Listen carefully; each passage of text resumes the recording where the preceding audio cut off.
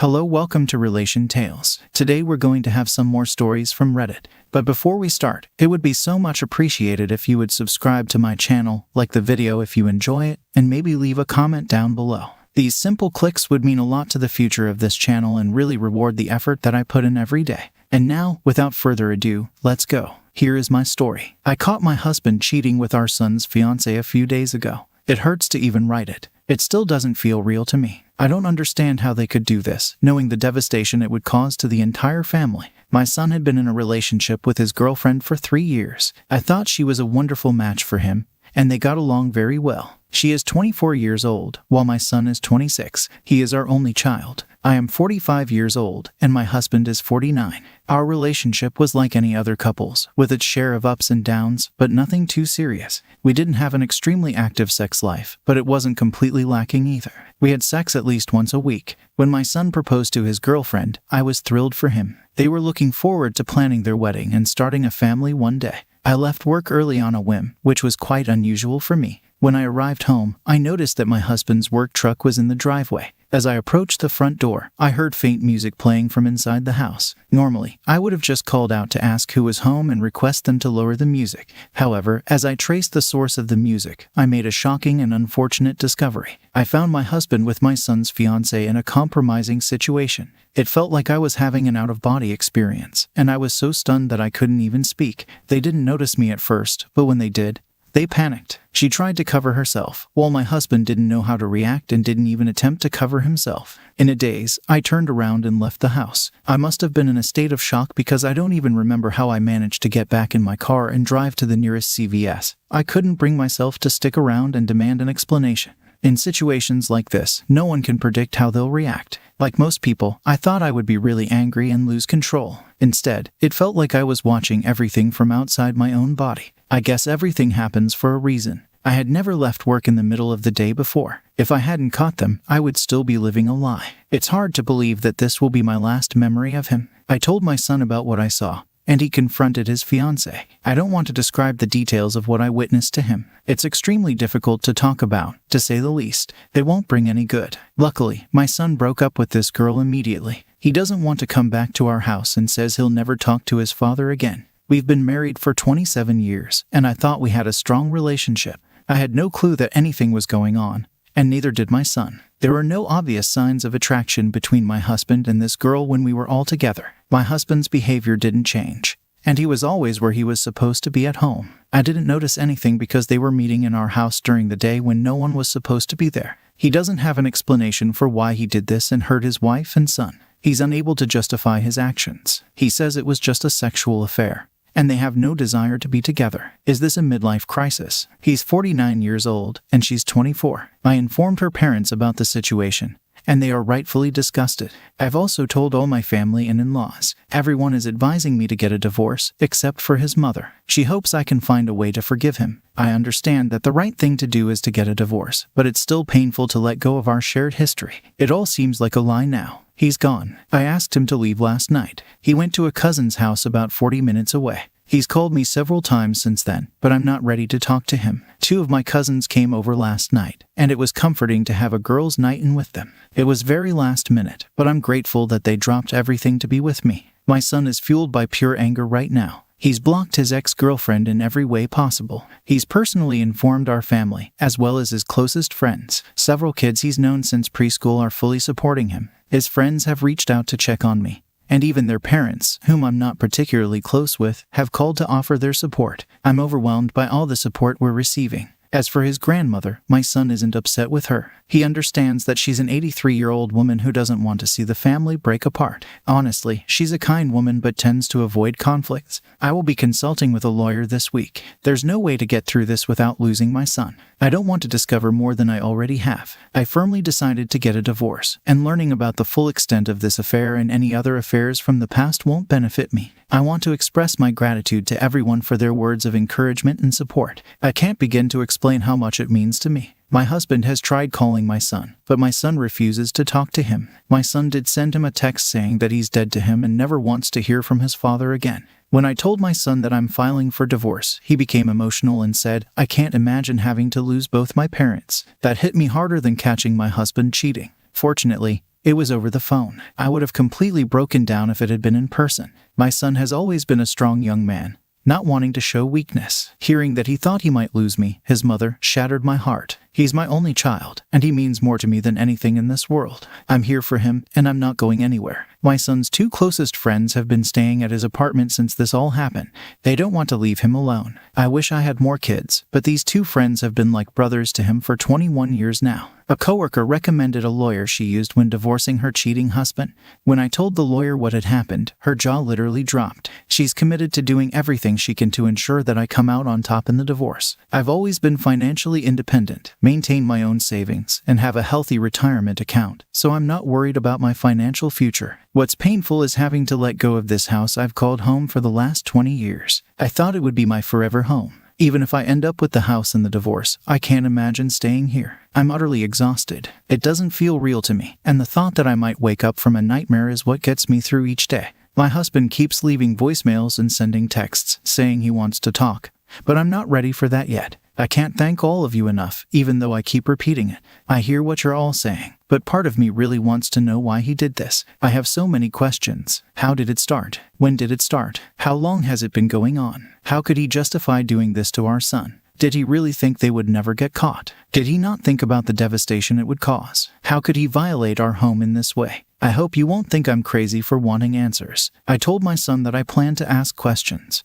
And if there's anything in particular he'd like to know, he said he doesn't care to know about it, and nothing either of them could say would change what's happened. He's not upset that I want answers, but he also doesn't want me to share what I find out. I'm going to text my husband so I have written proof in case I need it for the divorce. I understand what everyone is saying, but I still need answers for my own peace of mind. His ability to answer my questions won't impact my decision to divorce. I emailed him a few questions, and he responded within an hour without making excuses for himself. He said there's no explanation for hurting his family to this extent, and he admitted he wasn't thinking at all. He never thought they would get caught, and he didn't think it would last as long as it did. He claimed it was just a physical relationship with no emotional involvement. He also mentioned that he's not seeing her anymore, but that doesn't really matter. He's aware that he's lost us. He said this started last July when both my son and I were away for a weekend. She called him in the afternoon, saying she wanted to use our pool. He mentioned that she showed up after dark with a bottle of wine. They drank the wine, went for a nighttime swim, and had an intimate encounter in the pool. She stayed the night, and they were intimate several more times before she left the next day. They would meet for intimate encounters 2 or 3 times a week during their lunch hours. They both worked near each other, and he would pick her up and bring her back to our house. He claims that he never initiated contact with her. She was always the one making plans. There were also several occasions when they called in sick from work and spent the day in motel rooms. I caught them in the act, so I have to live with that distressing image for the rest of my life. I'm not putting too much trust in his story. I'm sure there's some truth to it, but I expected him to present himself as helpless in the situation. Learning about the extent of their intimacy felt like a painful reminder of the day I found out. I had no inkling that anything was going on. No suspicions at all. It's challenging, but I make sure to eat every day. I'm able to sleep at night, and I spend a lot of time with family and friends. I don't want to be alone. I'm also trying to stay focused at work. I check in on my son every day, but he has his own life, and I don't want to overwhelm him. I know he's eating, spending time with his friends, and exercising a lot. I've encouraged him to talk to me about anything that's bothering him, but he mentioned that it feels strange to discuss some of it with his mother, which I understand.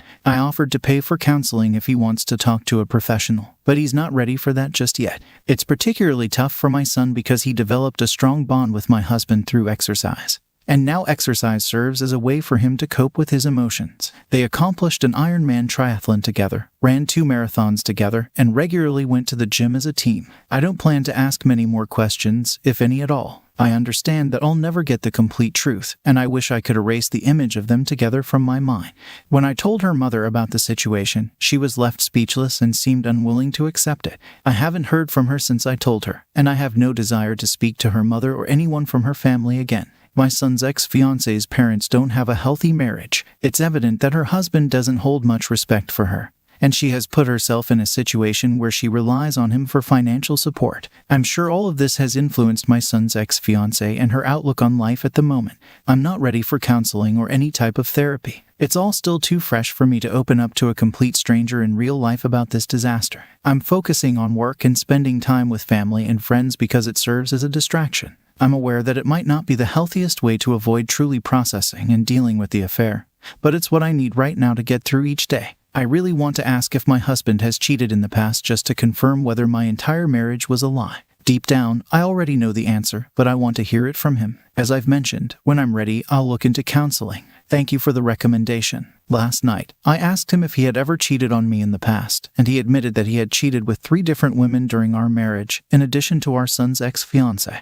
His infidelity began shortly after our wedding when he started an affair with a coworker, which lasted for 5 years until she moved away. He had a 3-year affair with a woman he met at the gym and a 2-night stand with another woman he met during the San Diego Marathon, which he attended alone. So yes, my entire marriage was built on a lie. I did my best to be a good wife and create a home where he felt wanted. I still find it hard to believe that I was deceived throughout our entire marriage. However, I can't bring myself to hate him entirely because he gave me my wonderful son. I'm aware that this is likely just the tip of the iceberg, and there may have been more women involved than he's admitting to. But in the end, discovering more won't change anything. I hope all of this was worth it to him. I will continue to be the best mother I can be and work on rebuilding my life as best I can. I'm fortunate to have a strong support system. I wish I could understand how someone could engage in these actions. What did I do to deserve this? I fear I'll never stop asking myself that question. I hope that my son will be able to trust someone in the future and find himself in a healthy relationship.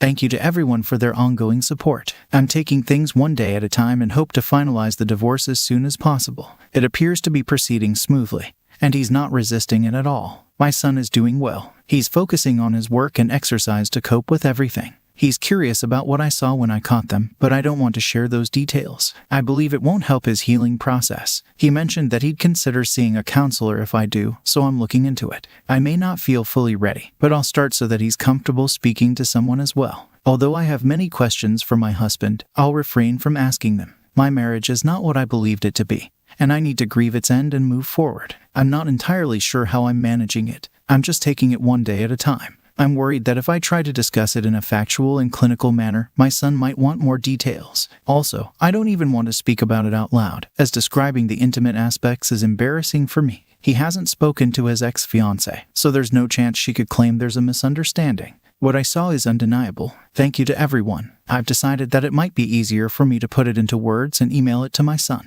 I'll let him know I need some time, but he will eventually get the details. He completely understands that this is a difficult process, but he insists he can handle it and doesn't want me to shield him from potential pain. He believes that he needs to know to move on without lingering questions. I no longer feel a range of emotions. It's just a constant feeling of sadness. I'm sad that my entire marriage was built on a lie.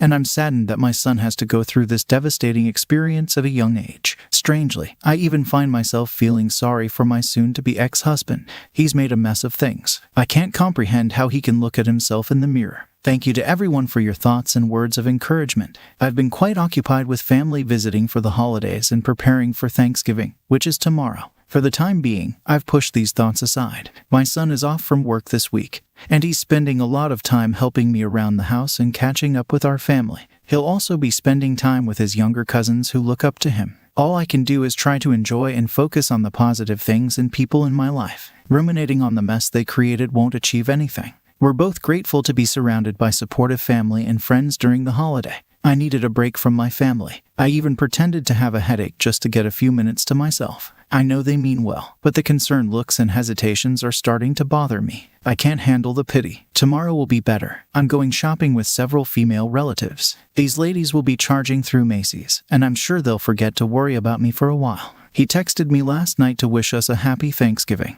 And even though I didn't reply, it managed to cast a shadow on the night and lingered in my thoughts today. I chose not to share this with anyone because I didn't want to spoil our shopping trip. I eventually texted him back, stating that the only communication we should have is through our lawyers, and I have no interest in hearing from him otherwise. He didn't respond to my message. I'm doing my best to cope with this situation, and I believe I will be all right. However, I'm feeling sad and a bit apprehensive about the idea of being alone for the rest of my life. I didn't expect to start over at my age. Looking back in retrospect, I can't recall any instances of inappropriate or questionable behavior between my husband and my son's ex-fiancée. I never observed any flirting, touching, or anything that would suggest they were involved with each other. My husband always seemed devoted to our family. I'm truly baffled by how someone can lead such a deceptive double life. It's very disturbing. I understand that I'll never fully comprehend how their affair began or why they allowed it to continue. I simply have to cut my losses and move forward. Regarding the reader comment, you have a valid point. He's staying at their home because I asked him to leave. I'm not sure if the cousin and his wife know about the situation,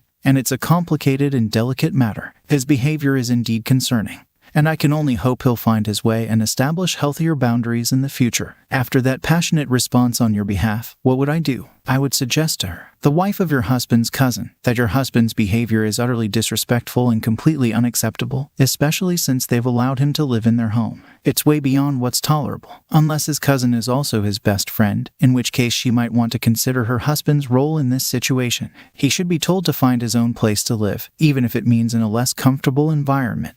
Alternatively, he could live with the woman he was involved with at the gym. What an insensitive individual. As for the original poster, I didn't inquire about why your husband is still at their place or if they plan to ask him to leave. Frankly, it's not my concern, and I'm no longer involved in this situation. If you wish to continue your friendship with her, you may need to establish clear boundaries. It's evident that there was no ill intent on her part, and she's equally disgusted and shocked by your husband's ongoing behavior. I know she feels deep sympathy for your son. Your husband's actions are despicable, to say the least. It seems he's not using his brain. Instead, his impulses guide him. I'm glad to hear that your son is doing well and even received a promotion at work. It's unclear what he's experiencing internally, but he seems to be showing his usual self. He's planning to start counseling after the holidays. He shared a version of his past infidelities, but it's highly unlikely to be a complete and accurate account. He probably engaged with many more women during our marriage than he's admitting to. I'm afraid to even contemplate the actual number. Fortunately, both you and your son had clean STD tests. It's a good idea for both of you to get tested again in a few months to be sure. I'm beginning to realize that he might also be a narcissist.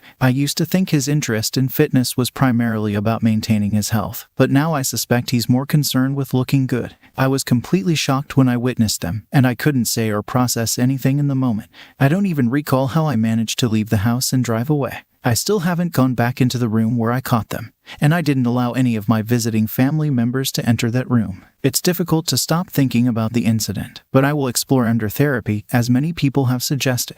They probably have no idea about the pain they've caused.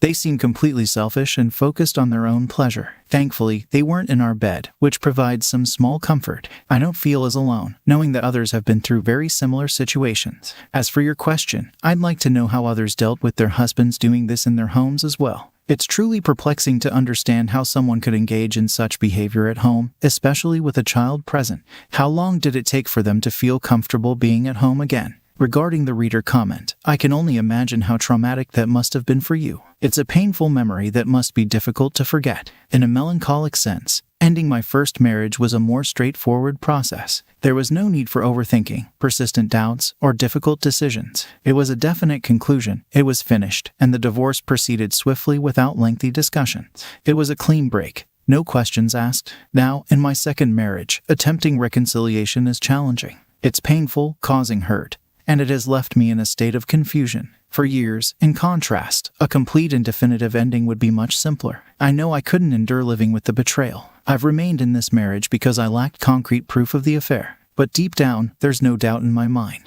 It's an entirely different and more complex situation that I'm dealing with now. Reader comment, I called my wayward husband to check if he had finished work. When he answered, his phone was on, but I strangely didn't say anything. It took a full minute to realize that his phone had accidentally answered itself in his pocket, and I found myself unintentionally eavesdropping on him being intimate with someone else. I agree, it was like an out-of-body experience. I was in the car at the time and drove to his workplace. I stood outside, knowing they were inside. When I finally knocked on the door and he answered, I was at a loss for words. I simply said, "You cheating bastard," turned, and left. At that point, he had no idea what was happening. Original poster. Similarly, he was in a state of panic with an erection. I will never forget that image. Isn't it remarkable how we can sense that something is wrong in the moment but don't react as we typically would? I came home and heard music playing, but I didn't vocalize anything. I just went to the source. Normally, I would have called out and asked who was at home and requested the music volume to be lowered. Reader comment, I didn't catch them in the act, but I did discover a video of them engaged in intimate acts. In reality, it should be referred to as acts because it consisted of 5 different scenes edited into a 13-minute video that my wayward wife had hidden on a CD in her bureau dresser.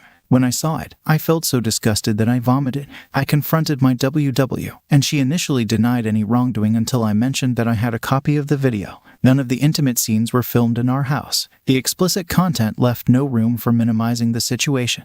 Each scene concluded with an orgasm for the other man or my WW, making any attempts at minimizing completely irrelevant. Original poster, I'm truly sorry for the experiences you've been through. There's truly nothing a wayward spouse can say once they've been caught in such a way. No one can truly grasp the horror and the irreversibility of discovering a WS in the act. Apologies become meaningless. It's quite pathetic that a WS and their affair partner would even attempt to downplay the situation in that moment. It appears that most of you had suspicions that something was amiss and followed your instincts to investigate. I, on the other hand, had no inkling that anything was going on. I stumbled upon the truth by accident, and I was completely unaware of the state of my marriage. I really can't comprehend why a wayward spouse would say, "It's not what you think," or "I can explain." It's precisely what we think because we've witnessed it firsthand, and there's no plausible explanation for their actions. I'm sorry for everyone who had to catch their WS in the act, but I'm glad to hear that you were able to cope with it successfully through therapy and counseling. I'm left wondering how many other women he may have brought into our home.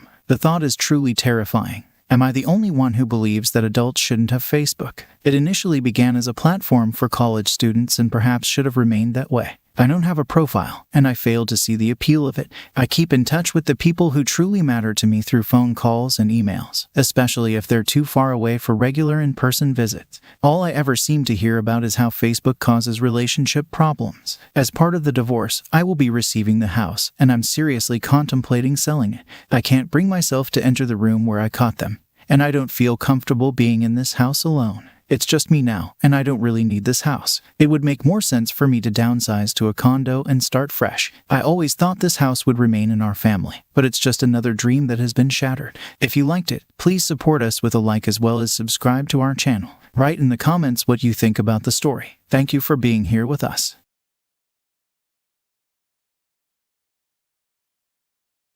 Welcome to Relation Tales. Please like this video and subscribe. Relation Tales. Henry, please don't do this. Laura, my wife, married 7 years, was in the process of getting ready to leave on a date with another man. Henry, we've already discussed this. I'm going to. He wants me and I want him. You can just accept it. Is it worth getting a divorce because of him? Laura stopped putting on makeup and turned to me. You know you won't divorce me. You're aware that if you divorce me, I'll get custody of the house and the children. You'll be obligated to pay alimony and child support. I'll ensure you hardly get to see the girls, yet you'll still be financially responsible for my extramarital affairs. You won't receive anything in return, she stated matter-of-factly, returning her focus to her makeup. I was dumbfounded. This was the same woman I'd dated for a year and been married to for the past 7. She had always been loving, respectful, and supportive. Now, it appeared it was all an act. She was a skilled actress. How would your mother feel about what you're doing? I questioned, feeling a pang of disbelief. Henry, you're so naive and gullible, she dismissed with a shake of her head.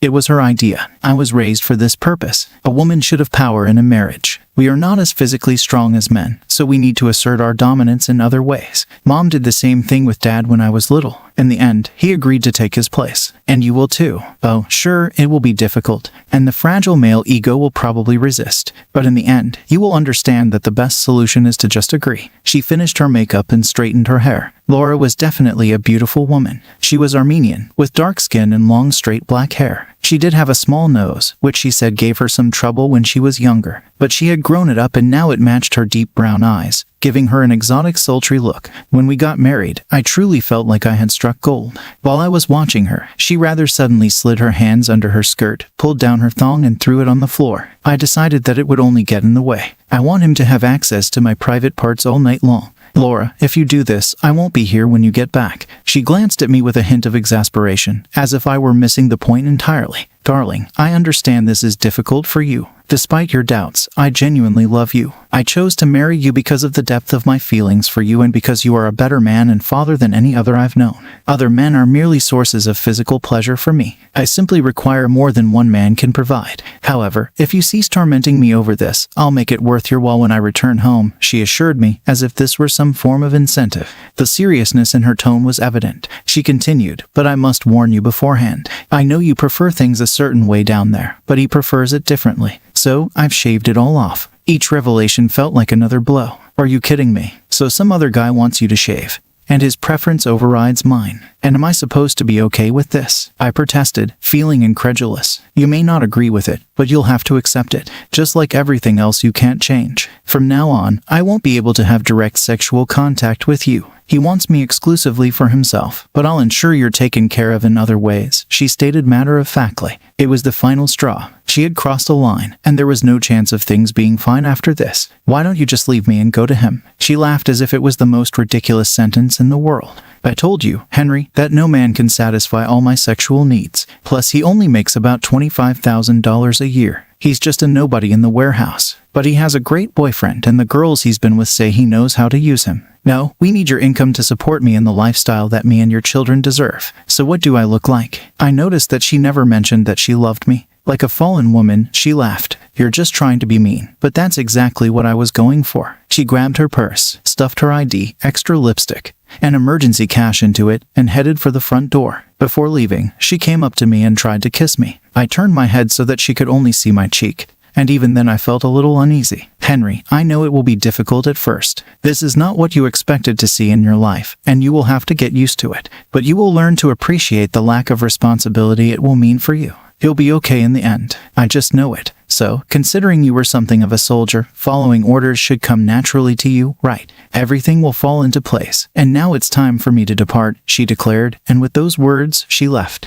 It was only around 7 a.m., so I had some time to spare, contemplating her remark about soldiers. Admittedly, I didn't often discuss my military experience, and she never inquired about it, so I assumed that was the only association she could draw. She would soon realize that serving in the army entailed far more than simply following orders. Around 7:30, I decided to call her mother. Despite being privy to more than they realized, I approached Margaret as if I were completely taken aback by the events of the evening. I recounted my conversation with Laura, noting that I hadn't fully comprehended the depth of her father's depression until now. Margaret echoed Laura's sentiments, suggesting, "Oh, Henry, I know this might be difficult to grasp, but you must understand, women are naturally suited to lead, and we must utilize every resource available to gain that advantage. Contrary to popular belief, women require more sex than men and are capable of performing for longer and better. We must have multiple partners and enlist other men to fulfill certain roles," suppressing the urge to burst into hysterical laughter. I listened as she elaborated on her peculiar philosophy. "Is this really so?" I asked. "Certainly. Like my husband, Gary. Your main role is financial support and raising your children.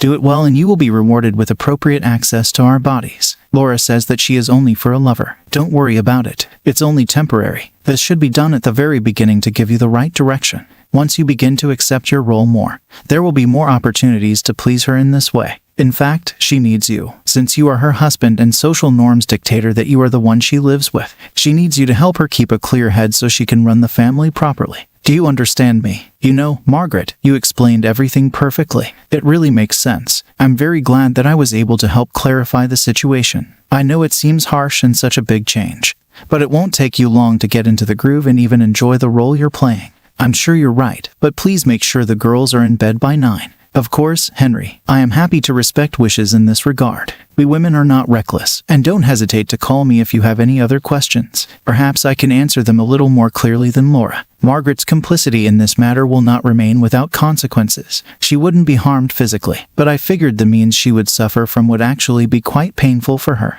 You see, I was more than aware of what Laura was planning to do. In fact, Laura was too gullible. She assumed that I would just go along with what happened day by day and that she had fooled me. But something in her behavior spoke of change, and so I reached out to a few of my brothers in arms to help me by simply doing what they did best. Alan was the smartest of us. He had been involved with intelligence units while we were overseas and knew almost everything there was to know about surveillance and electronic security. He tapped our phones and tapped Laura's car, purse, and cell phone. He had many audio recordings of her conversations with her mother, friends, and lover about what they were planning. I suspected that some of her friends were planning to pull the same shit, depending on how Laura's attempt went.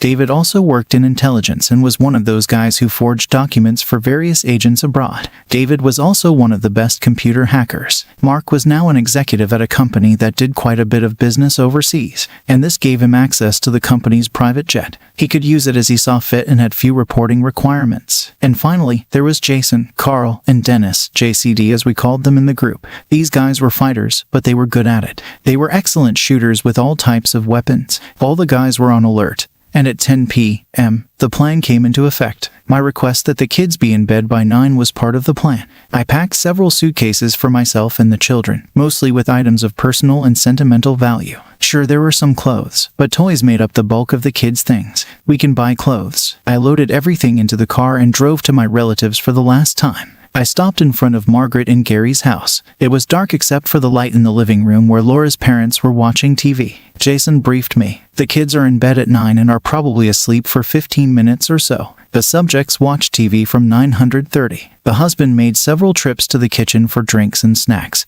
But that was the end of their movements for now. We're ready to come in, just say so. Let's. JD walked up to the house. If I didn't know they were there, I wouldn't even notice them. They used only hand weapons. No automation was required for this particular operation. I just stood and looked at the living room, watching with interest as the guys entered the living room and quickly subdued Margaret and Gary. I walked slowly towards the house and entered through the front door. I heard Margaret beg, "Please don't hurt us. You must have chosen the wrong people. We didn't do anything. Our granddaughters sleep in the next room. Please just let us go. We won't say a word to anyone. It was at that moment that she saw me enter the room and fell silent. What are you doing, Margaret? Don't keep us in suspense. Henry, what's going on here? Either you let us go immediately or Laura will do it. Shut up, Margaret. I had never spoken to her like that and she was shocked. Neither you nor Laura can do anything about it. I suggest you just listen to what I have to tell you now. Please save your questions until the end. While we were talking, JD methodically and calmly bound each of them to chairs in the dining room. These individuals were skilled at this kind of situation. Margaret and Gary would remain confined to these chairs until someone released them or they found a way to break free. Margaret, Gary, I've made a decision. I refuse to accept the future that you and your daughter attempted to impose upon me, I declared, my sarcasm evident. As tempting as it may be to let your daughter bear all the responsibility and dictate the course of my life, I don't believe it's a viable option for me. I continued, I've been aware of your little scheme for some time now, and I've taken my own precautions. Since you've chosen to participate in and even encourage it, you'll also face the consequences. Margaret interjected sarcastically. And what might those consequences be? Margaret, I asked you to postpone your questions until the end. I will provide all the information you need. But since you asked, I'll answer that question now. The consequence, in my opinion, will hurt you the most. You will never see your granddaughters again. Henry, no. Please, no. You can't do this. Please do not. I raised my hand to stop her ranting. I can, and I will do it. But Laura is still young. Maybe in time she will give you a replacement, but that's not my concern. She suddenly became aggressive, trying to gain the upper hand. We will find you, Henry. We will spare no expense to find you. You know we have money. We will find you, and you will be sorry. You can try, Margaret, although you're wrong about one thing. You have no money. What are you talking about? Well, as one of the consequences of your actions, there were certain steps that were necessary to prevent you from making that very quest, so I had to take such an unfortunate step, that all your bank accounts are empty, except so that you can stay afloat for a month or two. This includes your investment accounts, your 401k, and even that little secret bank account you and Laura opened as an emergency fund that you didn't think I knew about. How the hell could you do that? It is clear that you underestimated the resources available to me due to my military career. That's how I got my hands on almost every penny of yours, including cash advances on all your credit cards. Before you even think about following me, you will have to deal with an astonishingly crushing debt load. Gary, I hope you're not planning on retiring anytime soon. On the other hand, I will never have to work again. Gary didn't say a word, and he still doesn't. He just stared at me, although I think part of him was hoping that I would offer to take him with me. But the good news is that you will be together. Laura won't be able to afford the house since she doesn't work. And with the mortgages I have on it, even selling the damn thing won't do anything. Her credit cards are canceled, and yours are almost maxed out. You won't have enough money to pay attention to the search, so she'll have to come live with you, and maybe between the three of you things will work out. We'll find a way anyway, bastard, just wait. I'm looking forward to it, really. I'll even give you a little hint to help you out. Don't bother looking within the US, we won't be here. And don't bother looking for Henry, Riley, or Lily Weston. After tonight, these people will no longer exist, at least on paper. Neither of them could think of anything else to say, so I went and woke the girls up. Dad, they shouted in unison. We packed their things and I explained that we were going on a little trip. They seemed excited and said Mom must be excited too. We'll get there, but not now. I drove to a private airfield where Mark's corporate jet was waiting for me. Jason will take my car to the local motel I checked into to make things a little confusing. We boarded the plane and settled in. The girls were amazed at how much space they had, at least compared to a commercial plane, and for the most part, they were free to roam and play. Information about our new identities was waiting for us on the plane. We had several hours to fly, and I took the opportunity to explain to the girls that something had happened and we would no longer see mom and grandparents. We also talked about their new names and where we would live. They were sad and cried themselves to sleep, but I was sure they would adjust eventually. They were still small. Laura, I finally got home from my date at 3 a.m. In fact, it was just a date in the strictest sense. There was no romance, no affection. We met at a bar, had a few drinks, and then went back to his place. I definitely had some good sex tonight. And not just with the guy I originally met. We also picked up a couple of his friends at the bar, so I went and got them all and wore them all out. Of course I was in pain, but I could have carried on if I needed to sooner than any of the guys. Henry just had to understand that I needed more than he could give. This wasn't a knock on him. No man could satisfy all my needs, and it took me a hell of a long time to be fully satisfied until he was where I needed him to be so I could start it all. But I was going to make up for lost time. That's for sure. I pressed the garage door opener and waited for it to rise. I wasn't really surprised that Henry's seat was empty. Dad reacted the same way, Mom told me. I hoped that everything would go smoothly. But my mother was right when she said that the male ego would not allow them to just live like that. Henry isn't here for me, and his absence affected me more than I expected. But it was just proof that I truly loved him, despite what he was thinking right now. But he will soon return to my bed. His love for children ensured that he would straighten up and fly right. I laughed a little to myself as I imagined him coming back and begging me to let him service me so he could see the girls. It was about 11 hours and Henry wasn't home yet. None of this is surprising, but the longer he stays away, the more I plan to make him apologize. Perhaps I was too harsh. I mean, Larry wants exclusive rights to me, although he has no problem sharing them with his buddies. But I think Henry's position as my husband should give him the right to something more. So when he comes crawling back, I'll go ahead and let him fuck me. This will smooth everything out. I took a long shower to make sure everything was nice and clean. Damn it, I didn't want it sitting inside me any longer than necessary. I slipped into bed naked and fell asleep instantly. I called Mom and Dad's home to check on the girls but got no answer. Then tried each of their cell phones and got no answer either. It's strange, I thought. They always answer. Concerned. 20 minutes later, I drove up to their house. Their car was there too. And everything looked as it should. I actually expected them to come out since they weren't answering the phone or maybe working in the yard. I walked through the front door. Mother, father, I barely heard the answer, which seemed strange to me. Laura, dear, here, quicker. I rushed into the living room and was shocked to find them both lying on their sides, tied to chairs. My God, Mother, Dad, what's happened? I worked to untie them, as Mom explained. He took the children, Laura. It was Henry. He took them. What are you saying, Mom? Henry did this to you and then took the girls? Yes, he and several of his friends seemed to be army men. I don't know. They barged in, bound us tightly, and Henry absconded with the girls, declaring he was fleeing the country, ensuring we'd never lay eyes on them again. My mind reeled at this revelation. Had I truly underestimated him to such an extent? I never would have imagined he was capable of such treachery. There had to be another explanation. After freeing my mother and instructing her to assist my father, I frantically dialed Henry's cell phone. I'll sort this out, I reassured myself. He'll return with my children or face severe consequences. As I waited, expecting Laura's call, I held onto the phone, activated for international service solely for this crucial conversation. After letting it ring 4 times, I begrudgingly answered. Hello, I spat, seething with anger. You despicable coward. Where are you? Without waiting for a response, I abruptly ended the call. Moments later, the phone buzzed again. Don't you dare hang up, you cowardly bastard. I slammed the phone down once more, but it persisted in ringing. This time I spoke first. Laura, this is your last chance to speak politely. If I hang up again, that will be the last time you hear my voice. Is it clear? I could almost hear her frowning into the phone. Yes, I understand. Now what happens? Why were my parents tied up and where are my children? Well, let me answer the questions in reverse order. First of all, you don't have any more children. Those who were once your children are here with me where they will remain and you will never see them again. Bullshit, bastard. This is the last warning about the language, Laura. Keep your mouth shut or I'll end this right now. I kept this number open just so we could talk one last time. After I hang up, this number no longer works. So if you want answers, you need to watch how you express yourself. Clear. Laura's tone of voice instantly changed. She probably thought she could still get to me, but at this point she needed to appear punished. Of course she was wrong, but she didn't know it yet. Yes, sorry, I'm just really upset. Imagine how I felt when I discovered that my parents were tied up and my children were missing. And imagine how I felt when I was told that I would be forced to support my slutty wife while she had sex with everyone or face being denied children.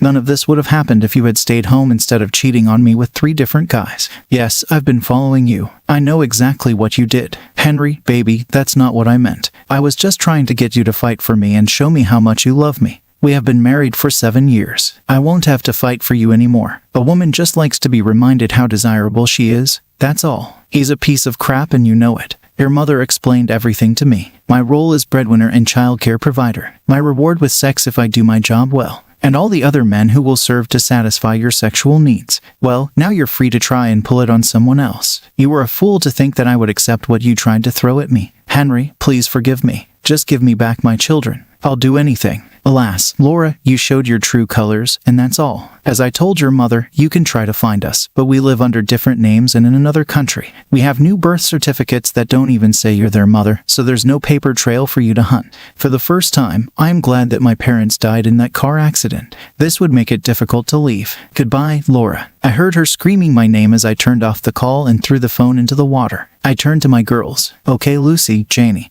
What are we gonna do today? Second story, I want to give my girlfriend a second chance. My girlfriend and I are both 20, with her being a few months older, and we've been together for nearly 5 years. Our relationship has predominantly been long distance, fluctuating between seeing each other every 2 weeks to every 2 months. While at a family gathering, she allowed me to use her phone, as she typically does without hesitation. As I browsed through her Twitter, I noticed her engaging with a stranger who does VA and role-playing. But their interactions were public tweets, not private messages. This person rarely shows their face, and my girlfriend doesn't know them in real life. It's worth noting that we've broken up twice before, neither time due to infidelity. On both occasions, it was my decision to end things. The first time was due to a misunderstanding, and the second time was because I felt inadequate. I didn't have a job, a car, etc., and I didn't want her to become bored with me. When I broke up with her the second time, she didn't want to end things at all. She assured me she still wanted me and was willing to wait, even if I wasn't financially stable or able to see her often at the moment.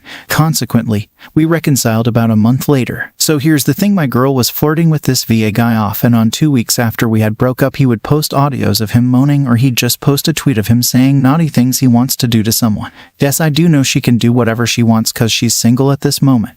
But this is where it gets me. After me and her got back together this second time, she would comment things under his posts like "come do it then," or "I'm being a good girl," or "you're very handsome," off and on throughout us being back together this third time. So skipping to where we are now, when I found out everything, I asked her what is this, and she tried to deny the first time, saying IDK. I told her if she lies to me again I will leave her. She admitted after the second time of asking and said she flirted with the guy, but she doesn't actually like him or love him. She just very lonely and sad about our breakup and got into a bad habit that wasn't herself, and I believe her because she told me she stopped some months ago, which was true, and she said feels horrible about it and should have had better self-control of herself. And she told me her reasons of doing it can't be justified, but she has a hard time explaining her feels to me sometimes, but she says she's overcame it now. She also felt during our relationship I wasn't giving her enough attention on top of us not seeing each other for months, and said she would always have to call me first. She's deleted any app that can lead her to doing things to destroy our bond. She's had better self-control because she truly does love me. She just really misses feeling my touch and spending time together and wants me to give more attention.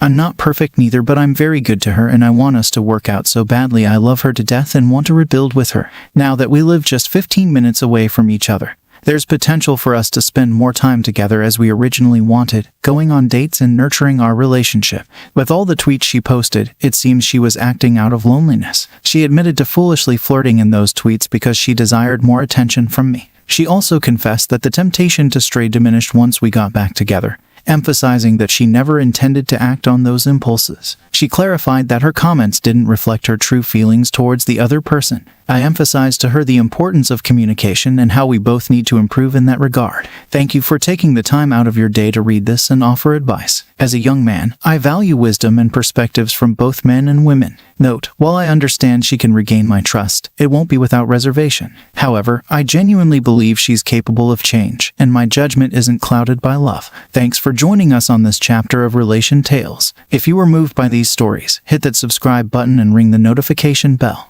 Don't miss out on the upcoming emotional roller coaster of relationships. Your support means the world, and we can't wait to share more compelling tales with you. Until next time, remember, every relationship has a story worth telling. See you soon.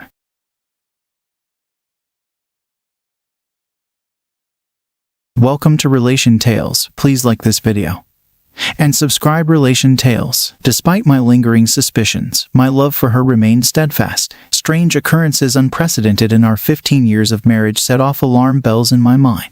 Her style transformed drastically when the new boss assumed control at her office. Suddenly, our domestic life took a turn for the better. She initiated intimacy, a departure from her past behavior. Nighttime texts became routine, as did late meetings after work. Though she offered plausible explanations for each occurrence, my innate jealousy simmered beneath the surface. I instructed the private investigation firm to withhold any findings until their investigation concluded. I hoped against hope that my concerns were merely the product of an overactive imagination. 3 months later, my illusions shattered by a comprehensive dossier. Video footage, audio recordings, and photographs laid bare the truth I'd been avoiding. Instructing Grant, my attorney, I demanded divorce proceedings commence, the papers to be ready by Wednesday afternoon. Unbeknownst to her, I planned to confront them during their Thursday night rendezvous, a surprise awaiting the clandestine couple. Polly's audacity stunned me. She, of all people, should have known better. Intimately acquainted with my intuition, determination, and unforgiving nature, she witnessed firsthand my ruthlessness in business, how I ascended to power and crushed my competitors. Now, I wield a significant stake in a major trucking company, earning the respect of drivers and teamsters alike through fair treatment.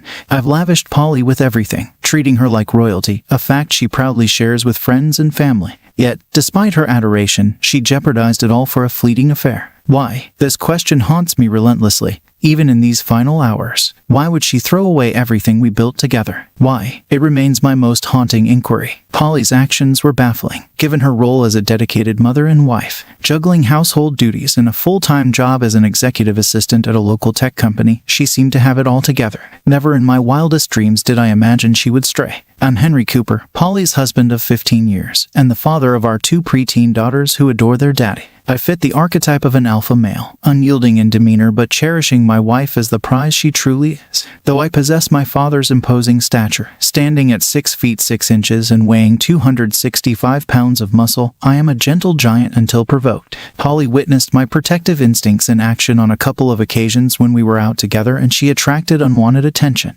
With her long legs, slim waist, and angelic face, she naturally draws admiring glances, fueling my centering jealousy, a flaw I struggle to rein in. Twice in our 15 years together, my jealousy erupted into action. When aggressive men disregarded Polly's refusal and attempted to pull her onto the dance floor, they underestimated my resolve. In those moments, I unleashed my strength, dislocating one man's shoulder and inflicting a concussion on another. I refused to tolerate disrespect, but my wife knows firsthand the lengths I will go to protect her. Given Polly's familiarity with my protective nature, her decision to engage in an affair raises perplexing questions.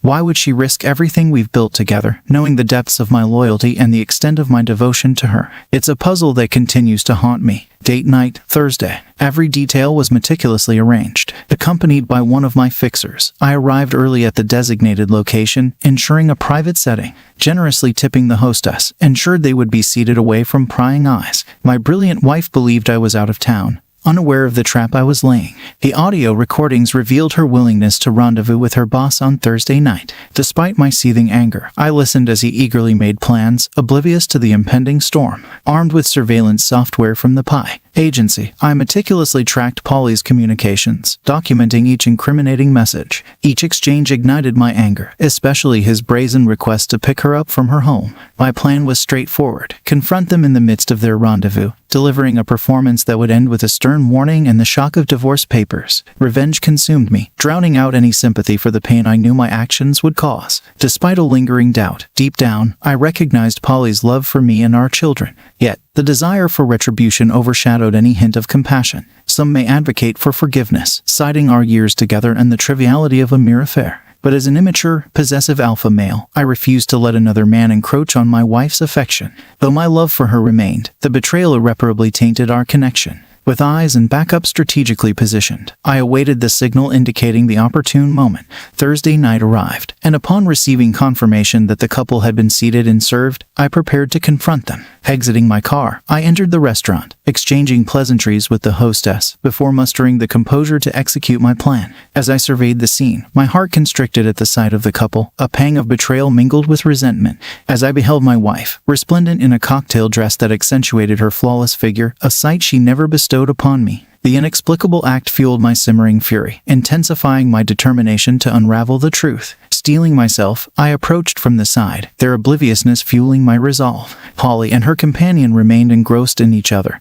their intimacy a stark contrast to the impending confrontation. With calculated precision, I positioned myself at their table, unnoticed until I pulled a chair from a nearby table, eliciting a reaction that ranged from shock to guilt upon Polly's face. Addressing her with forced joviality, I feigned ignorance of the situation. Polly's attempt to maintain composure, coupled with her introduction of me to her unsuspecting date, only fueled my disdain. The facade of normalcy shattered as the confrontation commenced. She was a master of deception, I had to give her that. Smooth and quick on her feet, she effortlessly veiled her deceit. As my ordered drink arrived, I brushed off Polly's fabrications and raised my glass in a calculated toast. "Let's raise our glasses," I declared with a congenial smile, diverting attention from her attempted subterfuge. "Here's to an intriguing evening and a new chapter." Turning to her boss, Jasper, I engaged him in conversation, feigning ignorance of Polly's transgressions. "Jasper, do you know the secret to Polly and my 15 years of blissful marriage? It's built on a foundation of honesty and trust." "Are you married, Jasper?" I queried, already armed with knowledge gleaned from the report. "Yes, happily married for 20 years with 4 wonderful children," Jasper replied, echoing my sentiments on the importance of trust and honesty in marriage. "Marvelous to hear, Jasper," I remarked, turning the spotlight back to Polly. "And Polly, would you say you share the same sentiments?" "Yes, darling, trust and honesty are paramount in our relationship," Polly affirmed confidently, her demeanor betraying no hint of guilt or apprehension. "You see, Jasper, our marriage thrives on mutual trust," I continued, watching their discomfort with a calculated sip from my glass. "As long as Polly remains faithful, she knows she has my unwavering love and support." With each carefully chosen word, I tightened the noose of my game, intent on unraveling their fiancé. "So how long have you two been dating?" I inquired nonchalantly, a grin plastered across my face. Polly's irritation flared as she attempted to regain control, her tone indignant, casting me a reproachful glance. "Please refrain from embarrassing me in front of my boss with your baseless jealousy. You know me better than that." Seizing the opportunity, her date chimed in, eager to assert his innocence. "Indeed, Henry, this is purely business," he interjected, adopting a conciliatory tone. "I needed to discuss some upcoming changes with Polly. I apologize if there's been any misunderstanding, but rest assured, my intentions are purely professional." Feigning contrition, I offered a sheepish apology. "I'm sorry for any misunderstanding," I muttered, adopting a chastain demeanor. "So this is just a business dinner then? No romantic entanglements?" "That's correct, Henry," Polly affirmed with forced conviction. "Just business meetings, nothing more. Please stop this childish behavior." Bowing my head in false admission, I continued to play my part. "I'm sorry," I murmured, struggling to contain my simmering resentment. "Seeing you in that alluring dress, accompanied by this charming man, well, you can understand why I might feel a tad insecure." Jasper's reassurance only served to fuel my resolve. "Henry, there's no need to apologize," he offered, patting me on the back. "If my wife were in your shoes, I'd likely feel the same." As tension dissipated, I signaled to the man observing from the bar. He approached the table, delivering the damning evidence. As I laid out the incriminating photos, I turned to Polly, my voice heavy with sorrow. "Polly, I loved you with all my heart," I whispered, my words laced with pain. "But you shattered our marriage with your betrayal. I'll never forget the things I saw and heard. Thank you for destroying everything we had." Polly's gasp echoed through the tense silence as her hands flew to cover her mouth. Demanded to know the source of the incriminating photos, but I silenced him with a curt command.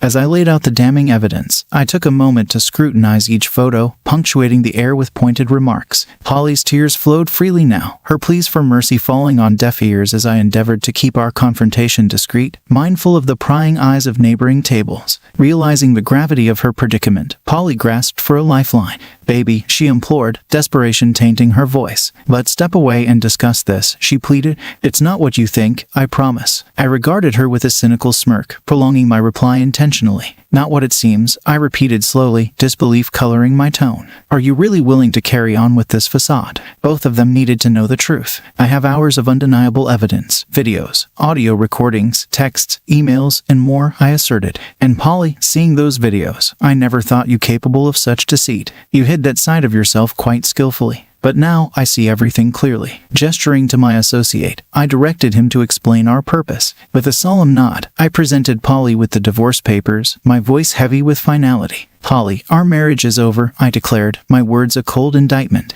"You and your lover have irreparably damaged my love for you. Tonight, you'll sign these papers, witnessed by our notary friend at the bar. Refuse and I'll expose every sordid detail to your parents, friends, and worst of all, our children. I've been fair in this divorce, but our daughters will live with me. They deserve better than a cheater for a mother. Jasper, my friend," I began, my voice cool and determined, "I suggest you persuade your girlfriend here to sign these papers before I leave. Otherwise, I'll be delivering copies of all the evidence to your wife and your executive team at work. Once I'm done, you'll be out of a job, and Regina will ensure you're ruined financially for a very long time. I'd rather not go down that road, so convince her to sign the divorce papers, and then my soon-to-be ex-wife is all yours. I want nothing to do with that cheating moment ever again." The weight of my words hung heavy in the air, slicing through Polly's defenses. The prospect of losing custody of her daughters added another layer of desperation to her tear-streaked face, while her boyfriend's panic was palpable. Polly's pleas for forgiveness echoed with familiar desperation.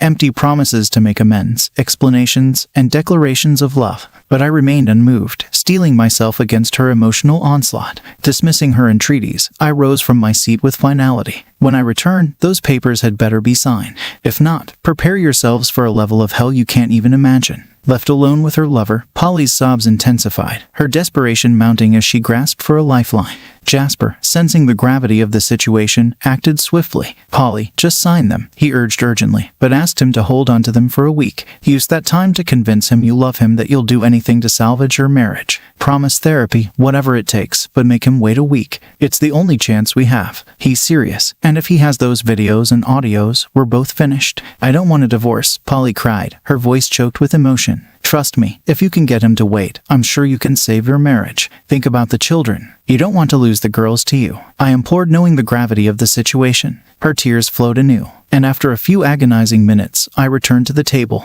"Well, have you signed them yet?" I asked, my tongue clipped. With a heavy heart, she met my gaze and spoke in a voice laden with sorrow. "Honey, I'll do whatever you want, including signing these papers, but please can you give me just 1 week? 1 week to be with my girls and talk. After 15 years, please give me that much." I sat in silence, contemplating her plea. Despite the betrayal, I relented. "Even though you deserve nothing from me after what you've done, I'll give you that," I conceded begrudgingly. "You can come home, but you'll stay in one of the guest bedrooms. I don't want you near my bed during this time. Now sign them so I can leave." As she signed the papers, I gathered them into the folder and stood to depart. Before leaving, I took her hand in mine, watching as she smiled until I removed her wedding rings, dropping mine into her wine glass. Her downcast look brought a brief sense of vindication, a passing recognition of the hurt she had caused. Addressing Jasper, I issued a final caution. "Well, buddy, she's all yours now. Do as you please," I snarled, brimming with disdain. "But remember, you slept with my wife, shattered our marriage, and put much at risk, including my children's affection for their mother. You're mine now, and I hold your fate in my hands. Don't test me. You're fortunate I didn't follow through with my initial intentions. This isn't the end of our story. You scumbag. You'll be hearing from me soon." "Got it." Jasper nodded silently as I loomed over him, a silent testament to the disruption of their evening plans. As I made to depart, Polly seized my arm, her voice pleading. "Henry, can I please come home with you? I just want to be with you. Please." I recoiled from her touch as if scorched by fire, my disgust palpable.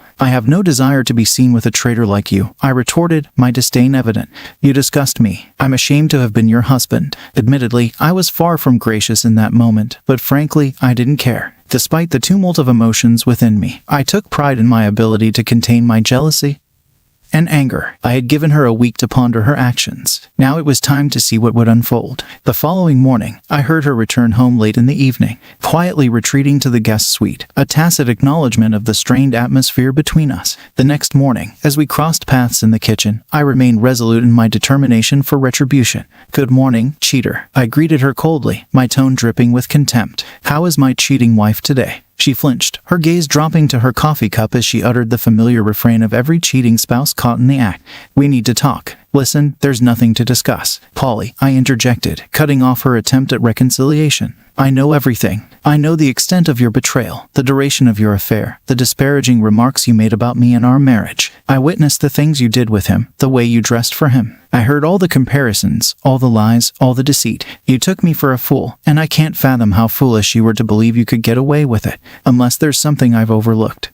There's nothing left to say. I'm the fool, not you, Polly confessed, tears streaming down her cheeks. I don't know why I let it happen. You gave me everything I ever wanted. And I love you regardless of what you heard in those videos. You have to know I never meant to hurt you, and I never wanted you to find out. Exactly my point, Polly, I responded, my voice heavy with disappointment. You never wanted me to find out. You wanted to keep it a secret, to continue lying and sleeping with your lover behind my back. That's the crux of the matter, Polly. I can forgive infidelity. After all, we're all human and make mistakes. But this wasn't a mistake. You chose this, and you chose to keep it a secret, to lie, cheat, and conceal your affair. I love you, Polly, but as Tina Turner says, what's love got to do with it? My trust is shattered, and I'm left wondering if I ever truly knew you. How many other men have there been? How many times have you returned to my bed after being with your lover? I'm so disgusted I can barely find the words. Sobbing now, Polly realized the depths of my pain and the gravity of her actions. There are no more excuses or justifications, only an admission of guilt.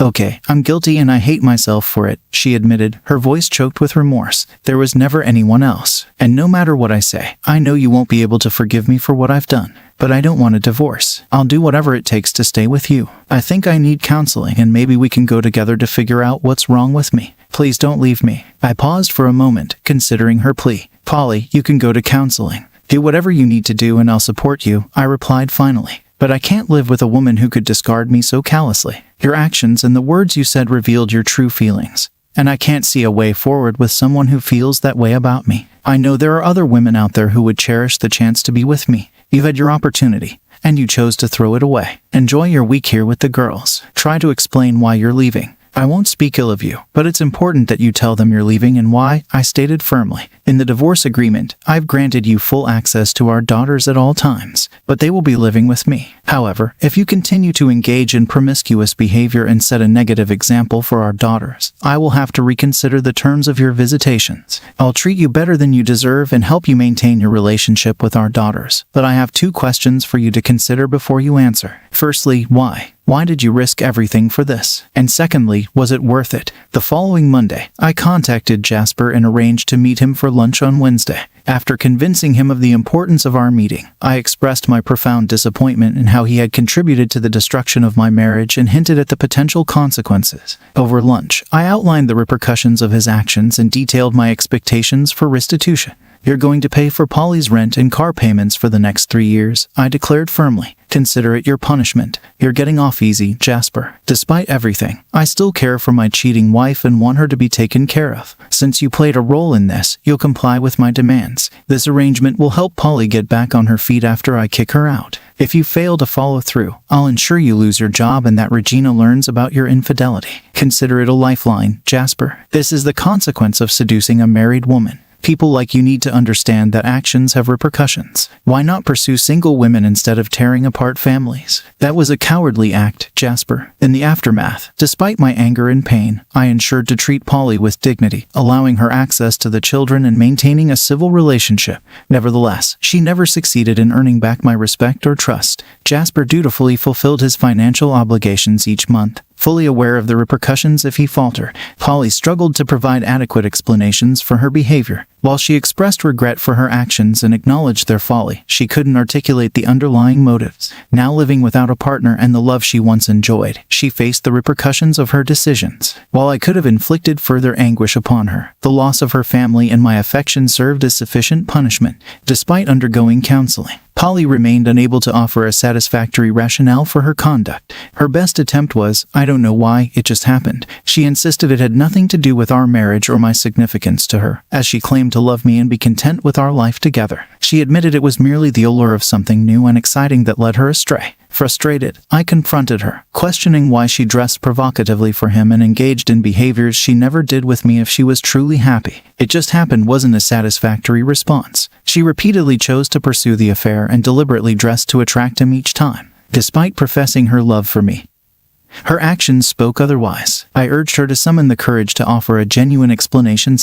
I believe you owe us that much. For those of us who have been cheated on, this remains an unsolvable riddle. Thanks to the actions of these two cheating couples, I'm uncertain if I can ever fully trust or commit myself to another woman again. It's a sad reality, but one that I must come to terms with. Second story. My fiancée and I have been together for about 8 years. We've known each other since high school. She divorced her husband, who was abusive and an alcoholic, around the time we got together. There's some overlap there, for those who care to understand the timing. She told me that during the end of her relationship with her husband, she had a long affair with another guy, but it ended because he became too demanding and creepy. Also, his wife found out and wasn't happy. Anyway, she shared this with me. I wouldn't have known otherwise. Considering her dissatisfaction and abuse, I wasn't surprised she sought comfort elsewhere during this time. There were no warning signs for me. We decided to live together. About 6 years later, she brought up her ex-guy friend and felt she owed him an explanation for ghosting him. I suggested she ignore him and block him since he seemed to be bothering her. Well, I assumed she'd tell me if they reconnected,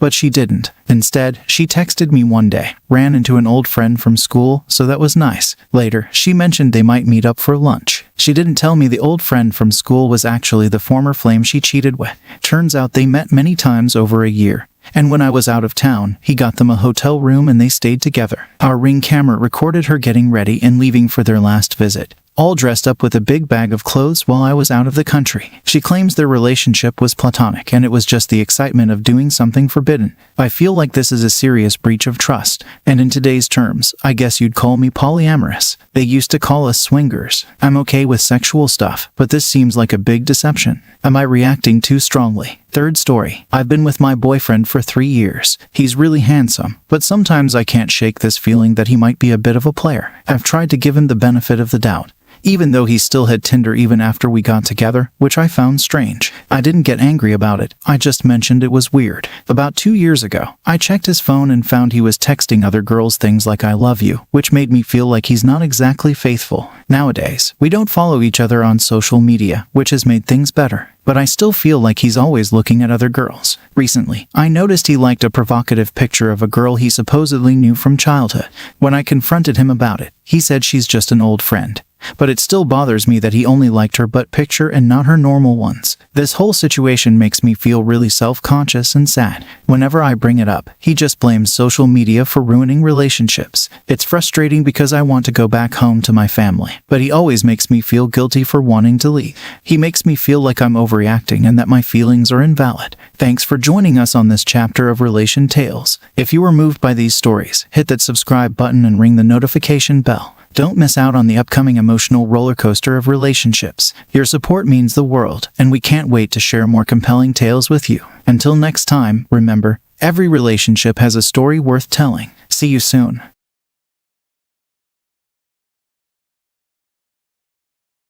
Welcome to Relation Tales. Please like this video and subscribe. Relation Tales. Listen this first story. In this heartfelt video, I'm sharing a deeply personal journey of discovery and betrayal. Over nearly 2 decades, my wife's infidelity unfolded, leading to a shocking revelation through a DNA test presented by my 16-year-old daughter. Join me as I navigate the complexities of my emotions and decisions, shedding light on a story of resilience, heartbreak, and the pursuit of understanding. My wife and I desperately wanted a child, but it didn't work out for a very long time. We even asked for help from a doctor, but then luck played on our side and we got a beautiful daughter, who however was not like me at all, which made me doubt my wife's loyalty. So I took very extreme and radical measures to get to the truth. I'm a 51-year-old man and I've been married to my 44-year-old wife Nancy for 26 years. We have a wonderful daughter who is about to turn 16 in a few weeks. Initially, we were all excited about her upcoming birthday, until a shocking revelation shattered our family, particularly affecting me and Kimberly. Nancy and I struggled with infertility for a long time before finally being blessed with Kimberly. She brought immense joy to our lives, and we cherished every moment spent with her. However, the recent discovery through Kimberly's DNA test revealed that I am not her biological father. This revelation led to intense discussions and conflicts between Nancy and me, exposing her infidelity that had been hidden from me for most of our marriage. Devastated by the betrayal, I couldn't simply let it go, so I decided to seek revenge. Let me take you back to how Nancy and I met when I was 22.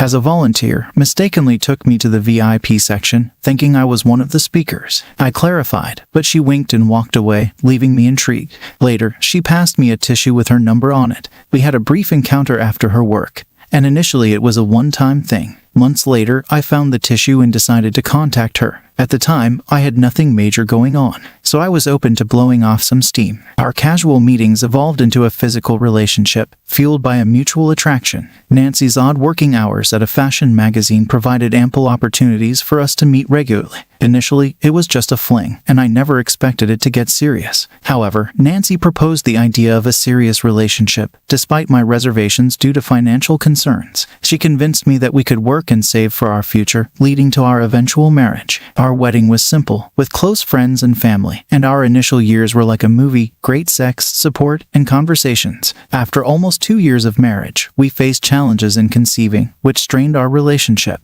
Arguments and blame arose, and Nancy's late working hours added to the tension. Our interactions dwindled and it became evident that we were drifting apart. Thanksgiving provided an opportunity for Nancy and me to have a serious conversation and address the issues in our marriage. In an effort to address our infertility issue, we decided to seek medical assistance to understand the underlying reasons. After visiting the doctor, we both felt optimistic and committed to doing everything possible to overcome this challenge. She continued working overtime and taking on multiple projects simultaneously. This became a recurring source of disagreement between us. Nancy insisted on completing 2 final projects before focusing on starting a family. Despite my concerns, Nancy not only started coming home late but also began staying back at the office more frequently. I tried discussing the matter with her, but she argued that staying and finishing her work was more convenient than commuting. Though I wasn't thrilled about it, I found myself unable to intervene, so I let it be. One day, I noticed one of her colleagues dropping her off at 3 a.m. in the morning. While I wasn't quick to judge, the colleague gave her a peck on the cheek, which struck me as unusual for a mere colleague. When I confronted Nancy, she dismissed it as a common occurrence in the fashion industry, assuring me it was harmless. I questioned if she'd be comfortable with me being so close to another woman, but she brushed it off, knowing me well enough not to suspect any wrongdoing. This left me feeling guilty for doubting her, prompting me to plan a surprise weekend getaway to make amends. When I shared the news of our weekend escape to tranquility, Nancy's reaction surprised me. Instead of excitement, she seemed displeased. This puzzled me as we were spending less time together, and this getaway could have been an opportunity to reconnect. I directly asked her if something was wrong, and she insisted everything was fine, but mentioned plans to clean the house over the weekend. Perplexed, I thought we could address that the following weekend and proceeded with our trip. During our time at the resort, Nancy appeared distant and preoccupied with her phone. It couldn't be solely about cleaning the house. Perhaps there was something else on her mind. While she was in the shower, Nancy was in the bathroom. I noticed messages from a colleague named Virginia repeatedly popping up on her phone. To avoid distraction, I decided to let Virginia know that Nancy was busy. However, as I glanced at the messages, one in particular caught my attention. It read, "Baby, how long do I have to stay away from you? We had plans this weekend and you ditched me." Intrigued, I checked the sender's name, Virginia, whom I wasn't aware of working with Nancy. When Nancy emerged from the shower, I confronted her about Virginia's messages and she froze. She explained that Virginia was a new acquaintance without friends or family around, so she suggested spending time together. Skeptical but trusting Nancy, I proposed inviting Virginia for lunch or dinner. When Nancy mentioned feeling less lonely, she responded in a reserved manner and never brought up Virginia again. However, I observed a change in Nancy's behavior after the Virginia incident. She started spending more time at home and making an effort to engage in conversations with me. I was pleased to see an improvement in our relationship, and things in the bedroom were becoming more exciting, reminiscent of the past. This positive shift prompted thoughts about starting a family. Nancy began prioritizing family time, and we started going out more frequently. We seized every opportunity for intimacy, all with the ultimate goal of having a baby. Nancy's erratic work schedules had significantly decreased, and she was making a conscious effort to reduce instances of staying late after work. I didn't want to pressure her into having a baby, considering her mental well-being.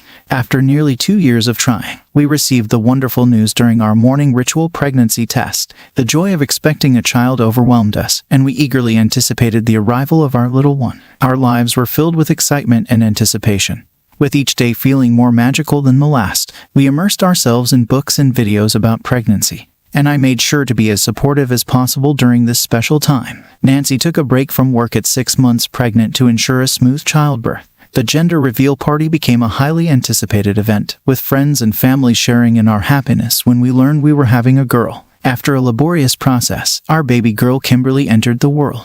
Holding her in my arms for the first time brought tears of joy, and I knew our lives had changed forever. Despite Kimberly resembling her mother more than me, I was grateful for the joy of being her father. As Kimberly turned 5, Nancy resumed her work as a PR person for a magazine. She gradually rose to the position of lead PR manager, becoming increasingly busy. Kimberly was approaching 16, and I hoped Nancy would be there for important talks about growing up. However, I noticed Nancy's defensive behavior regarding her phone, working late, and carrying her phone everywhere, even to the bathroom. Concerned, I searched for signs of a cheating partner online, and Nancy seemed to fit the description. I observed Nancy becoming more engrossed in her job, neglecting Kimberly's transformation into a young lady. Despite my attempts to reason with Nancy, Kimberly felt distant from her mother, leading to clashes between us, concerning my mom's unavailability for Kimberly's needs. She was evolving into a rebellious teenager, and Nancy's distant behavior only aggravated the situation. Numerous arguments erupted between them,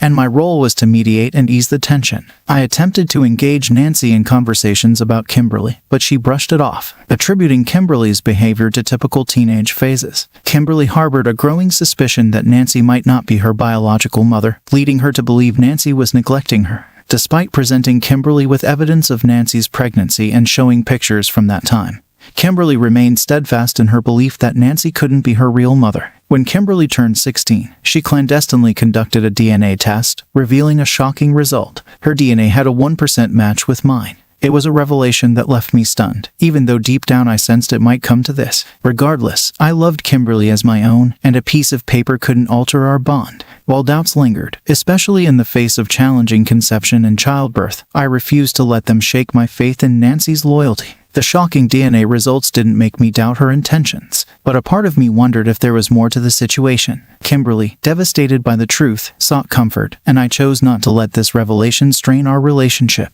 Kimberly still considered me her father, and I was determined to maintain that connection. With Kimberly by my side, I couldn't dismiss almost 2 decades of betrayal. It was time for action. To address Nancy's actions, I needed a plan for revenge. Kimberly, my trusted confidant and ally, joined forces with me. Together, we devised a meticulous plan to expose Nancy's deceit and make her accountable. We were resolute in revealing the truth and ensuring Nancy faced the consequences. To initiate our revenge, I discovered Nancy's infidelity. She had not only kept the truth about Kimberly's paternity, but had also been having an affair with a younger man named Jeremy for almost a year. I approached Jeremy, revealing Nancy's manipulation and enlisting him in our revenge plan. Despite feeling sympathy for Jeremy, I knew I couldn't falter in executing our plan. Careful not to reveal our knowledge, I informed Nancy that her upcoming 45th birthday would be extraordinary, planning a surprise party to divert her attention. As Nancy's birthday approached, Kimberly and I meticulously organized the surprise party, making sure every detail was in place. I was determined to keep Nancy in the dark about our secret mission,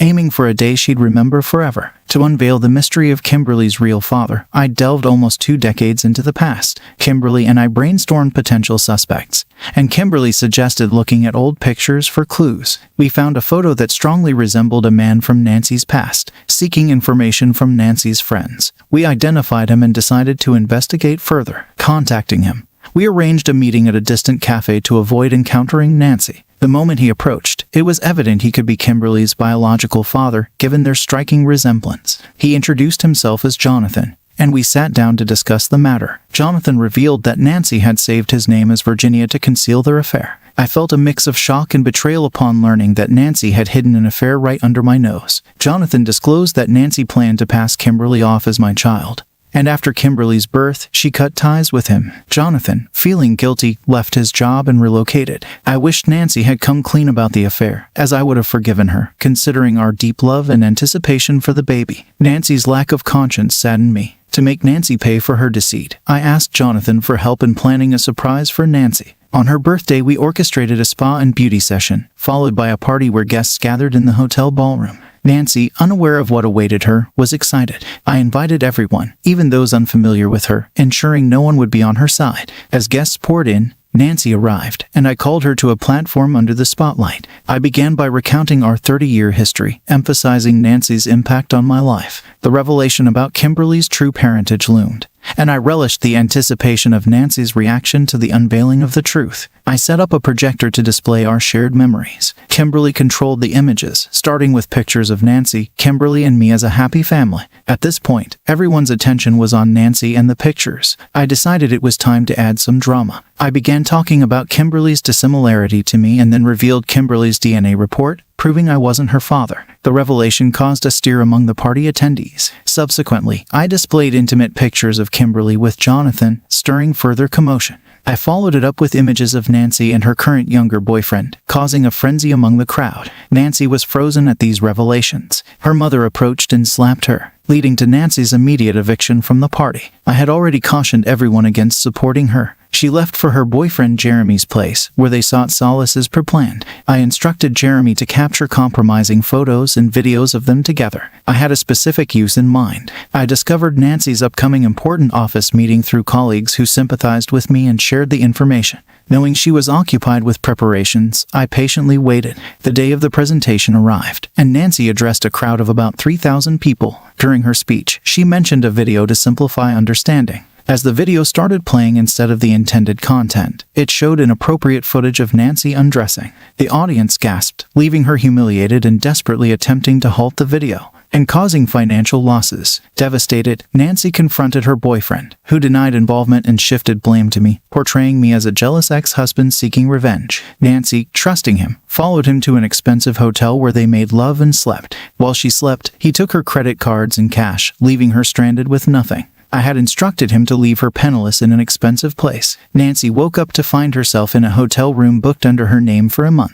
Confused and unable to reach her boyfriend, she faced the hotel staff's demand for payment by 10:0. When I walked in at that moment, Nancy realized the extent of the scheme. She pleaded for forgiveness, claiming her relationship with her boyfriend was purely physical and that she wanted to reconcile with me. Kimberly, expressing her shame, distanced herself from Nancy. I informed Nancy that her deceit had gone far enough, instructing her to prepare for the upcoming divorce trial, armed with all the evidence I needed. I made a decision to expose Nancy's infidelity and bring it to court, with the added intention of involving the media for widespread coverage and public humiliation. My plan was to make her infamous for cheating, making it challenging for her to move around without being recognized and reminded of her actions. Our joint bank account showed a rapid decline, prompting me to block Nancy from all our shared assets, joint cards, accounts, and remove her name from properties, utilizing the power of attorney I already had. This process was relatively straightforward. I wanted Nancy to face consequences for cheating on me and concealing the truth about Kimberly. Seeking legal counsel and consulting a divorce attorney were crucial steps to protect my rights and ensure custody of Kimberly. My primary goal was to safeguard my financial stability and hold Nancy accountable for her actions. Despite potential disagreements with my actions, I couldn't let her walk away after causing turmoil in our lives. I sought support from others who might have faced similar experiences and needed advice on handling my teenage daughter's situation. I emphasized my commitment to being there for her and not abandoning her like her mother. I promised updates on the divorce trial, vowing to make it messy and humiliating for Nancy. I enlisted friends to connect with reporters, and during the trial, my lawyer presented evidence of Nancy's infidelity. Testimonies from Jonathan and Jeremy, who admitted romantic involvement with Nancy, strengthened our case. Kimberly, when called to the stand for custody preference, chose to live with me without hesitation, citing my consistent presence and support. The judge ruled in my favor, granting Kimberly's custody, and I ensured the media covered Nancy's humiliation extensively. Nancy, now without legal representation, defended herself, demanding hefty child support and claiming Kimberly was a demanding child. The judge, after careful consideration, ruled in my favor, and the media portrayed Nancy's downfall, affecting her personal and professional life. Models she previously blackmailed distanced themselves, and she faced isolation. Despite feeling a mix of pity and satisfaction, I realized karma caught up with her for manipulating and deceiving others. After the trial, Kimberly and I decided to move on from Nancy, renovating our house and discarding anything associated with her. Kimberly demonstrated independence and confidence, not needing maternal love or validation. Seeing Kimberly grow empowered me to focus on being the best father for her and to rebuild my life after the tumultuous event. 3 years have passed since those events. A year ago, Kimberly enrolled in college and began to come to me only on vacation. I tried to have relationships with other women, but Kimberly talked me out of it all the time. But one woman still liked her. It was Amber, who worked as a teacher at the school. She was very kind and understanding. When I introduced Amber to my daughter, they immediately found a common language, and Kimberly said that this was my man. That's why I'm not living alone right now and I'm doing well. My ex-wife tried to contact me for 3 years, but I ignored her and I had no desire to communicate with her. But I was wondering why she decided to cheat on me and hide this fact for many years. So I was the initiator of our last meeting. Nancy had to move to another city because she had nothing to catch here. Almost everyone despised her for such a very mean and low act. And I was ashamed. When I met Nancy, she started talking about her life and was interested in mine. But I decided to get right to the point, so I asked her directly what was the reason for her infidelity. It was obvious that she was embarrassed and she was scared and ashamed to tell me anything about it.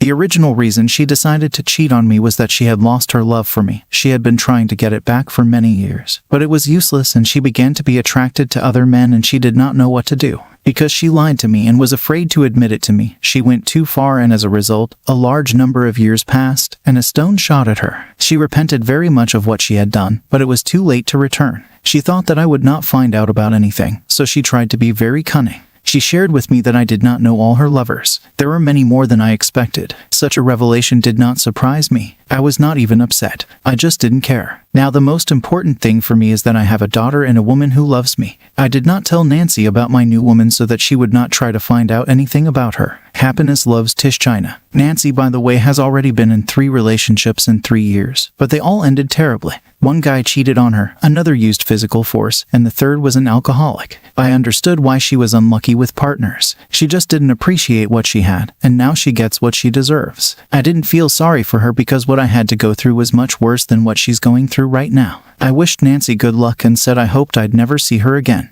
I do not plan to marry Amber, at least in the near future. I have already fallen on a red-hot fire and do not want to repeat this, so I try not to get too attached to a person but just move on and live a quiet life. Second story, my wife cheated on me and her family supports her. My soon-to-be ex-wife, Elinor, betrayed me by engaging in infidelity and manipulating the narrative to make me the villain, receiving unwavering support from her family. Elinor's unfaithfulness had been ongoing, starting at least since October. Despite my dedication to a fulfilling job that supported our new family, her discontent with my work hours led her to persuade me to quit my job and pursue education. As I committed to ensuring financial stability for my wife and son, she returned to work. However, on her very first day back, she engaged in flirting, exchanged phone numbers, and initiated plans for a date with someone else. While she claims to have canceled, doubts linger. Her involvement with other men escalated, including messaging them and downloading dating apps, influenced by her cousin's suggestions. Upon Elinor's return to work, she started treating me as if I were a second-class person. Her employment became a constant point of contention,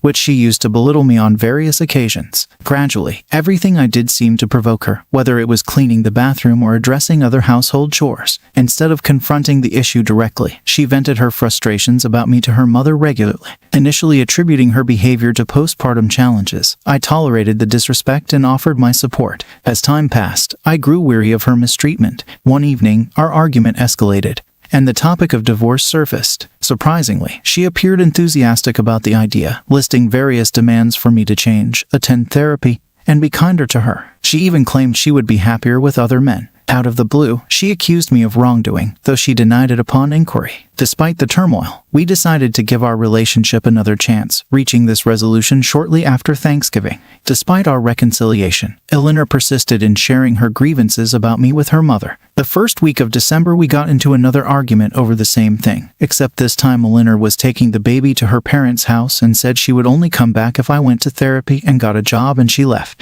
I tried to speak with her mother and she bit my head off. She had only heard everything Elinor told her and didn't give me a chance to truly tell my side of the story. I hesitated to do so because I did not want to talk poorly of Elinor. I told her that if I met her demands, she would want more and more from me, and eventually our relationship wouldn't be able to last. I told her that Elinor and I had to be together so that we could talk through our issues, instead of her avoiding me and our issues. Later that week, I told her mom that I would do what Elinor wanted me to, on one condition, that she ask Elinor if she has done anything resembling unfaithfulness. She agreed and later told me that Elinor had done nothing of the sort. So that next week I went to therapy and got a job. But Elinor told me then that once wasn't enough and that I had to go twice. And she also told me to get a different job even though she said she didn't care if I worked in fast food. I ended up going to therapy 3 or 4 times, but that still wasn't enough. Our relationship was straining. Last week, Eleanor joined a dating app and initiated plans for dates, which, despite our ongoing divorce, felt ethically questionable to me. She recently disclosed her actions to her mother, who, consumed by anger towards me, not only condones but also supports Eleanor's infidelity that dates back to October, predating our marital issues. Upon reflection, it seems my wife manufactured problems to garner support from her mother for her actions. Unfortunately, her mother's intense animosity towards me has led her to justify Eleanor's role in initiating these issues and cheating on me. Their main grievances revolve around baseless accusations of my inability to care for my family or a supposed aversion to work. Despite our previously strong relationship, whenever the fact that Eleanor encouraged me to quit my job is raised, she attributes it to postpartum difficulties. It's disheartening, and I simply want reassurance that my concerns about the impact on our son and me are not unfounded. Additionally, I neglected to mention that she attempted to coerce money from me for the privilege of seeing my son. Thanks for joining us on this chapter of Relation Tales. If you were moved by these stories, hit that subscribe button and ring the notification bell. Don't miss out on the upcoming emotional roller coaster of relationships. Your support means the world, and we can't wait to share more compelling tales with you. Until next time, remember, every relationship has a story worth telling. See you soon.